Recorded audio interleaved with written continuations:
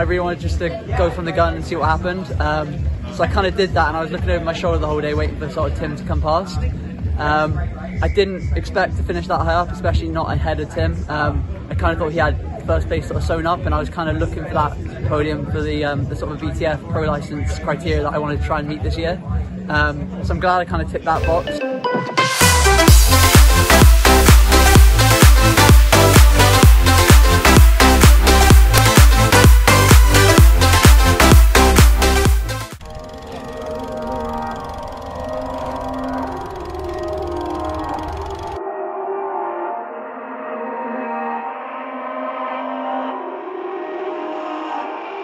Okay, so aims and sort of goals for the weekend in terms of swim, bike, run, but also just the overall of the result.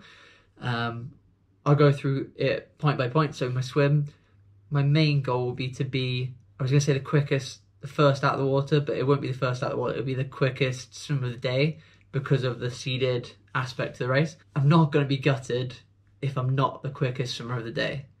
I'd be a little bit gutted, but not completely gutted.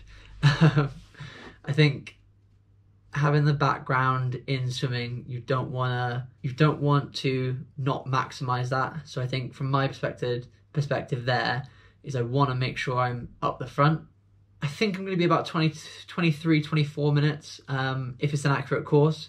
Onto the bike, I want to race the race, and I want to race it as dynamically as possible. So where there's an incline, I'm going to push it, race the race and use the dynamic. Yes, that's the bike. I'd hopefully be in a good position coming into T2 then. For the run, for me, there's sort of key points that I want to kind of think about, and one of them is cadence. So if I can get my cadence up to like 185-ish, so I know that my legs are taking over really fast, that way I know that I'm running at a decent speed, even if the pace isn't quite where I want it to be, but just holding that high cadence, process-based goals, if I could tick them, hopefully the time will sort itself out. That's not to say that I won't be looking at the clock, and I won't be using that as a bit of a gauge, but I don't want that to be the be-all end-all. I'll see you tomorrow.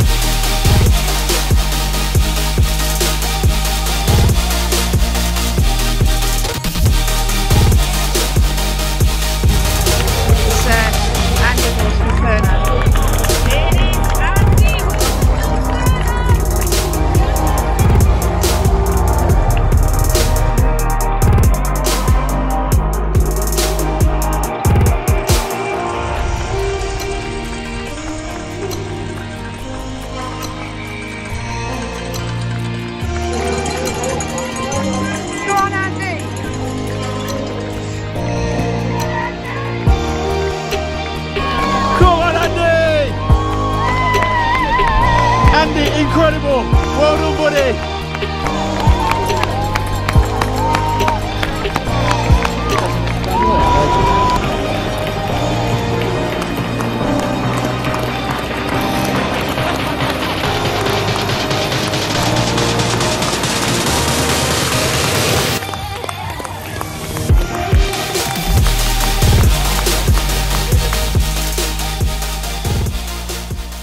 So that went pretty well. My first race of the year. So I don't know exactly how much footage was captured during the day. I had my dad on the GoPro and his phone, however I don't trust that man with technology, so I managed to get some clips from Helen, who works at Outlaw, as well as a few other people on course who just took little snippets on Instagram and were really kind to send them through to me so I could put them all into this video. So hopefully you've just seen a nice little race montage, sort of some videos. Yeah, what a day. It was pretty I want to say perfect. It wasn't, by no means was it the perfect day in terms of everything going right, but a lot did go right, and hopefully, as you've probably seen the title of this video, with that result, and I've had confirmation of it, I will be allowed to race as a professional in 2022, which is pretty exciting. So when I started this kind of journey a couple of years ago in triathlon, instantly my ambition was to try and reach the pro rank. So yeah, still, it's Tuesday, middle of the day on Tuesday, 2 days after the event, and I'm still pretty sort of on cloud nine about the whole situation. Yeah, so same plan this year, do the year as I planned with Kona at the end of the year, and then hopefully make my pro debut early next year. But before that, the race, Outlaw Half Nottingham. What a day, what a race, what an event. I want to thank everyone at Outlaw for putting on such a great event. All of the COVID regulations that's put in place, the extended transition, although it was brutal for everyone involved, made it a really, really safe space for everyone. And it was just so great to see so many people, catch up with lots of people. On some of the earlier clips in this video, you probably saw me talking through swim, bike and run, what I wanted to achieve. So what I want to do now is just dive in through the race, how it went from my perspective, things that went really well, things that I think I could have done better. Before the event, big favourite was obviously Tim Don, absolute legend of the sport. I think he's like 3-time Olympian, multiple world champion, held the Ironman world record. So he was kind of the guy that we were all racing second for. We all thought he was going to be top step of the podium, and it would be a bit of a dogfight to see who could get as close as they could to him. With that being said, my tactic of swimming past him, riding hopefully with him, and then seeing what happened is exactly what I did. So on the swim, I was 5th off because Luke Pollard wasn't on the start line, but yeah, so it meant I was 6 seconds sooner than I was expecting. So I was pretty close to Tim. I ran off the pontoon and I went hell for leather for 300 meters, which was really, I guess, tactically good and bad. I hit the race at the front of the race really, really quickly. Tim tried to jump on my feet and I sort of just didn't turn around, just kept hammering and hammering and hammering. Positive was that I got out in front exactly where I wanted to be. I actually suffered really badly from a bit of a rib stitch, which is a new one. I've never had that in a swim before, especially not while I've been doing triathlon. It could be showing that these lockdowns are starting to have a little bit of effect. So it's something I need to look into. So I had to actually ease off a little bit in the swim, and then finish the last section strong so that I was leading into the first transition. And I think I roughly had sort of a 60-second gap, which was quite nice. I think I actually was pipped in the swim by Josh. Josh Lewis comes from a swimming background just like myself. Great athlete, Commonwealth Games, Super League. So unsurprising to see him sort of swim really, really fast from the back. So straight out of the water, sprinting through this transition, and it was about, I think it was like 850 meters long. So by the time I got to my bike, I was absolutely gassed, and I actually was looking forward to like the 5 to 10 second rest I was going to have when I was putting my number belt and helmet on. So got them on, straight out transition, on the bike, no flying mount, I'm not that skilled, leg over, on the shoes, let's go, round the lake, and I could see Tim, as I was coming back the far side of the lake, I could see Tim Don leaving transition. So I knew I had that 60-second gap, and I was kind of in my head thinking, right, 60 seconds, hopefully I'll be able to lead this race until 30, 35k. Then Tim will come up to me, and then hopefully I'll let him go past me, and I'll have a little bit of a 12-meter drafting sort of pack with him, and we can kind of work together. So, okay, small change of location. I've just been kicked out of the living room. Right, where was I? Onto the bike, and yeah, I was looking over my shoulder, and I wanted Tim to come up to me, but I also didn't want everyone else behind him to catch us, so I knew that I had to ride hard. just to try and keep away almost.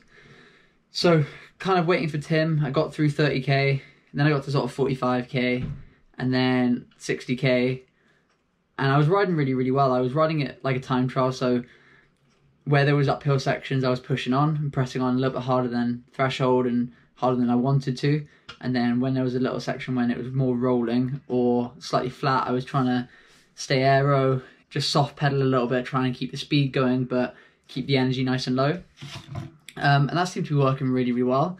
I got to about 75k, and at that point it was a long straight, and I took I think it was a right-hander, and I sort of looked back down the road to see if I could see Tim, and I still couldn't see him. So at that point I kind of, in my head, decided that I was going to be leading into T2, and the focus kind of shifted. I then thought, right, if I've got a bit of a lead on Tim into T2, how much lead would I need to try and hold him off?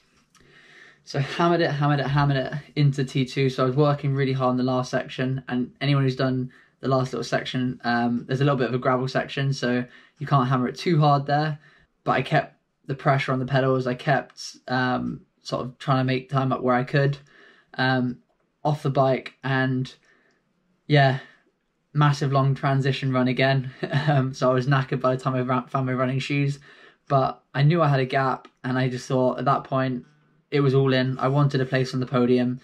There's a good chance that Tim could still catch me in the run. I'm definitely not a runner yet, so I just had to go all in. Sprinting out of transition, and as you run a long transition, everyone else is coming into transition, so you run next to it, so you can see people coming into transition as you're running out. So the first person I saw was Tim on his own, running towards transition, and I was trying to work out in my head. I thought I had a couple of minutes maybe on Tim.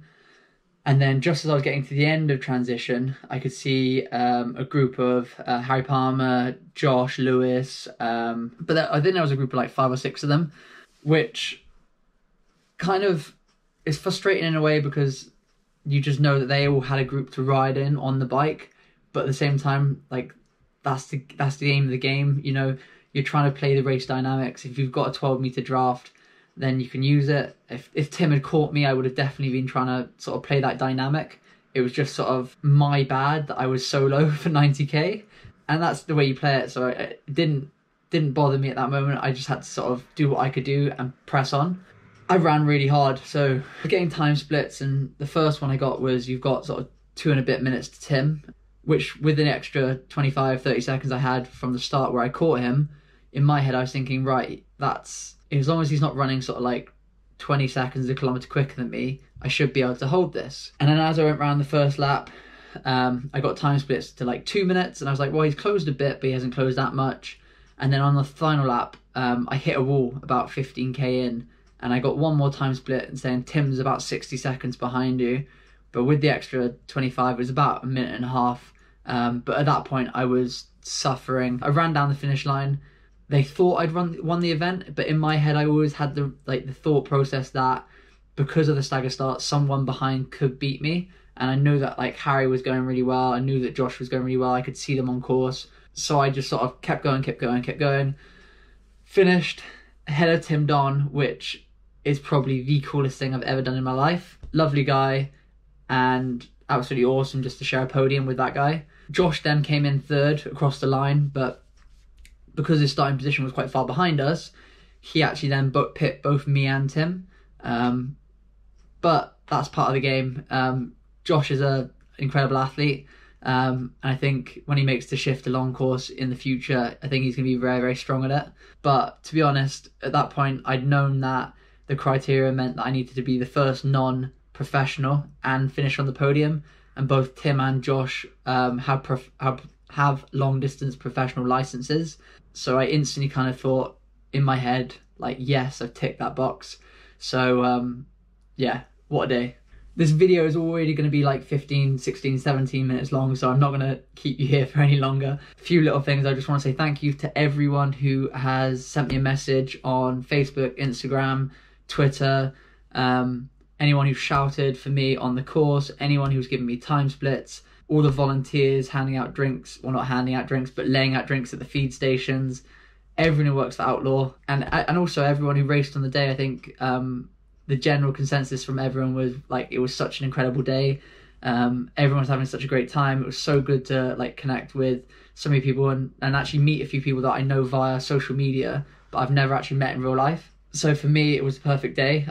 I've got 2 goals this year. One goal was to try and gain that professional license, and then the second goal was to try and have the best day I can in Kona. So to tick that box, first middle distance race of the year, yeah, I couldn't have asked for more.